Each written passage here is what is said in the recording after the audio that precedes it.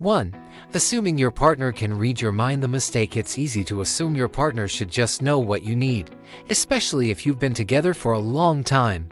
You might think, if they really loved me, they'd understand what I'm feeling without me having to say it.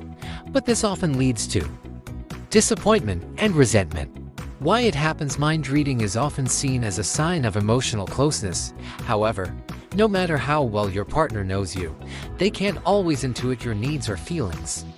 The fix: practice direct communication. Clearly express your needs instead of expecting your partner to guess.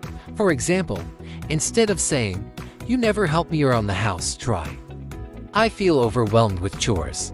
Could you help me with the dishes tonight?"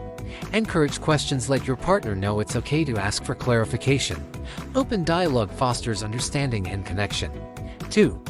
Using blame instead of I statements. The mistake: blame often creeps into conversations during emotional moments. Phrases like, "You never listen to me," or "You always make everything about yourself," put your partner on the defensive, making resolution difficult.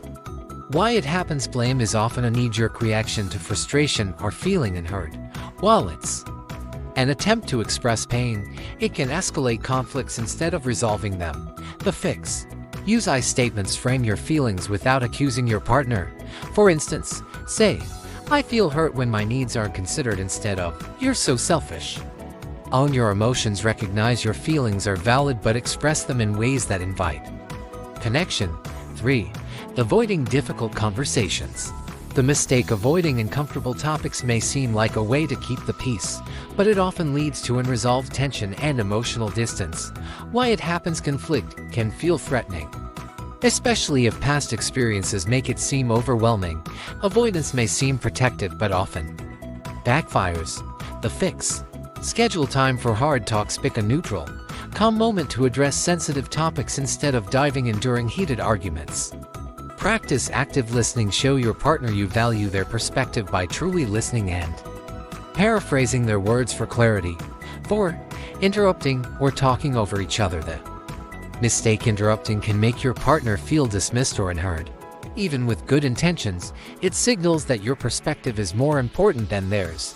Why it happens: interruptions often stem from eagerness to respond or clarify misunderstandings.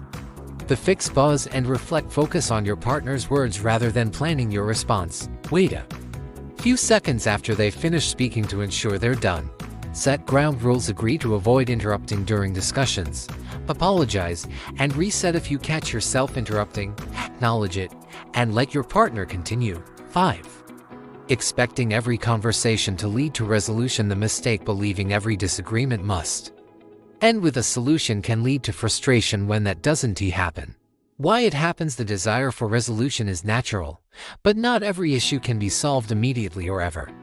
The fix: focus on understanding. Prioritize understanding your partner's perspective rather than rushing to a solution.